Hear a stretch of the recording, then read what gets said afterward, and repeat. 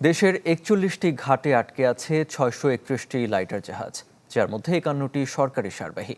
এতে পণ্য পরিবহনে দেখা দিয়েছে চরম সংকট। ফলে চট্টগ্রাম বন্দরে আসা একটি মাদার ভেসেলের এক সপ্তাহের পণ্য খালাসের সময় গড়াচ্ছে ৩ সপ্তাহ থেকে ১ মাস পর্যন্ত। এর ফলে শঙ্কা বেড়েছে রমজানের পণ্য সরবরাহ শৃঙ্খল বিঘ্নিত হবার। চট্টগ্রাম বন্দরের বহির্নোঙর ও কুতুবদিয়ায় সচরাচর মাদার ভেসেল থাকে কম বেশি ৫০টি। এই সংখ্যা এখন প্রায় দ্বিগুণ, যার ৭০% রমজানের পণ্যবাহী।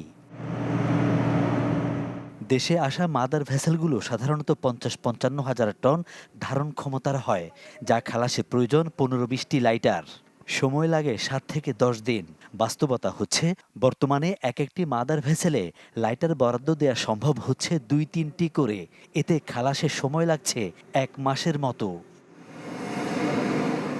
সংকটের জন্য মূলত হঠাৎ মাদার ভেসেল বৃদ্ধি ছাড়াও ঘন কুয়াশায় চলাচল এবং খালাস ব্যাহত হওয়ায় লাইটারের পুনরায় ভাড়ার জন্য ফিরতে দ্বিগুণ সময় লাগা, ঘাটে অবকাঠামোগত দুর্বলতা বৃদ্ধি, শ্রমিক সংকট এবং লাইটারকে ভাসমান গুদাম হিসেবে ব্যবহারের পুরনো মনোভাবই দায়ী। এর মধ্যে সরকারি সারের প্যাকেটজাতকরণে সীমাবদ্ধতা বাড়িয়েছে জটিলতা। এই যে ঘাটগুলোতে মাল নামে, এই ঘাটগুলোতে ম্যানুয়ালি মাল নামে। অনেক সময় দেখা যায় যে কি ঘাটগুলোতে অত্যাধিক চাপ থাকে এবং লেবারের সংকট থেকে, যার ফলে যে ওইভাবে মাল নামাইতে পারে না।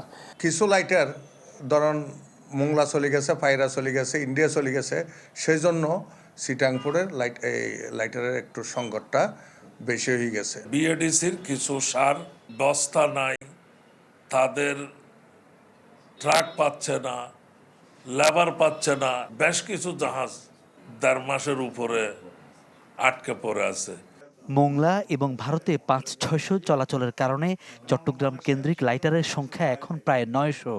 এই সংকট জটিলতা বাড়িয়েছে মাদার ভেসেলে, যার জের টানতে হচ্ছে ভোক্তাদের। মাদার ভেসেলের তো এখানে যদি পোর্ট স্টে বেড়ে যায়, তাহলে তার ডেলি ডেমারেজ আসে, আমদানিকারক থেকে আদায় করে। তখন তো পণ্যের যে মূল্য, এটা বেড়ে যায়। আগে মাঝে মাঝে বিডব্লিউটিসিসিকে পাশ কাটিয়েও পণ্য খালাসে লাইটার যুক্ত করা হতো। এতে দেখা দেয় বিশৃঙ্খলা, যা দূর করতে গেল বছর কেবল সিরিয়ালেই জাহাজ বরাদ্দের নির্দেশনা দেয় সরকার, কিন্তু তাতেও দূর হয়নি সংকট। ফখরুল ইসলাম, চ্যানেল 24, চট্টগ্রাম।